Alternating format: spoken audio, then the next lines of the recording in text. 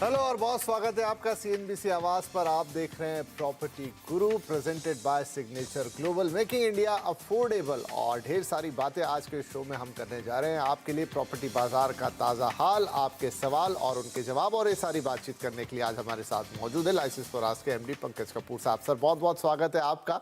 And अब हम इस नए साल में भी एक हिस्सा पूरा कर चुके हैं शुरुआती, और ये पहला या जो 2 महीने हैं उनमें हमने बहुत कुछ देखा। नंबर्स अभी भी आ रहे हैं, लॉन्चेस अभी भी हो रहे हैं, अलग अलग सिटी का अलग अलग मिजाज है, इंटरेस्ट रेट के बढ़ने का सिलसिला अब भी जारी है। लेकिन लुकिंग फॉरवर्ड किस तरह का, अगर मैं अगले 2-3 महीने की ही बात करूं या गर्मी तक की ही बात करूं, बरसातों में फिर रियल एस्टेट का मूड थोड़ा चेंज होता है, लेकिन कैसा दिख रहा है आपको?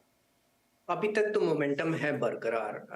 अगर आप देखिए तो अफोर्डेबल सेगमेंट में थोड़ा सा स्लो डाउन दिखाई दिया है मुझे, लेकिन मिड लग्जरी और अल्ट्रा लग्जरी सेगमेंट्स में हमें इम्प्रूवमेंट अभी भी दिख रहा है। ईयर ऑन ईयर बेसिस के ऊपर करीब 15% की ग्रोथ रही है, और ये क्वार्टर ऑन क्वार्टर पे भी हमको कोई डिक्लाइन होता हुआ नहीं दिखाई दिया। तो मार्केट जो है वो मोमेंटम मेंटेन किए हुए है। इंटरेस्ट रेट की जो बढ़ोतरी हुई है वो अभी तक एब्जॉर्ब हुआ है, आज भी वो 9% से नीचे है।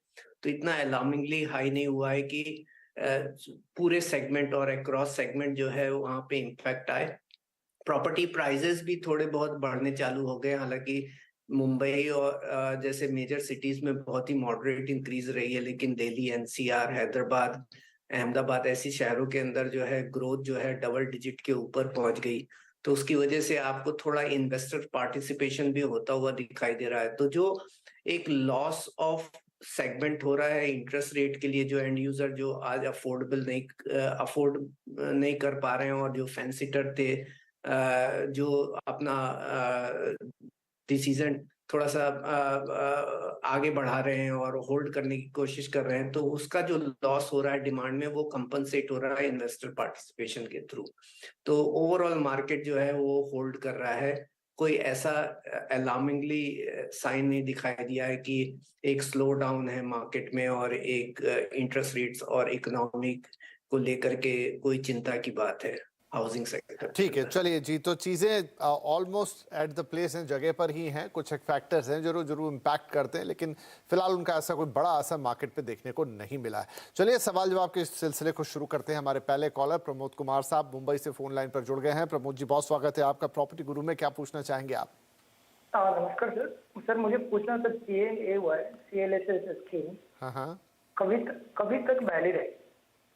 क्योंकि मैंने जब बैंक में पूछा था तो उसने बोला था कि नहीं, अभी ये बंद हो गया है, और मैंने मीडिया में देखा तो बोला कि that is extended for another year. अच्छा देखिए, अब उसमें क्या होता है, उसमें 2-3 अलग अलग हिस्से होते हैं। शहरी अलग होता है, ग्रामीण अलग होता है, इसलिए उनके लिए अलग अलग है। तो और इस पे हम जानकारी लेते हैं। तो पंकज जी, ये जो मेरा प्लेस है नासिक के बगल में देवलाली प्लेस है, वहाँ के लिए है सर। ओके ठीक है सर। तो चलिए, आप मुख्य तौर पे PMAY प्रधानमंत्री आवास योजना के बारे में जानना चाहते हैं, उसका जो बेनिफिट मिलता है। पंकज जी, तो क्या है ये जितना मुझे आइडिया है कि ये अलग अलग सेक्टर्स के लिए, ग्रामीण के लिए अलग और फिर शहरी के लिए अलग रहती है, और उसमें से कुछ एक शुरू हैं और कुछ एक खत्म भी हो चुकी हैं। देखिए, जो CLSS स्कीम है वो आपकी 31 मार्च 2022 के आगे जो है वो बंद हो गई। तो और अब और थोड़ा जो एक्सटेंशन दिया गया दिसंबर 2024 तक के लिए, ये केवल वो वाले प्रोजेक्ट्स थे जो ऑलरेडी सैंक्शन थे।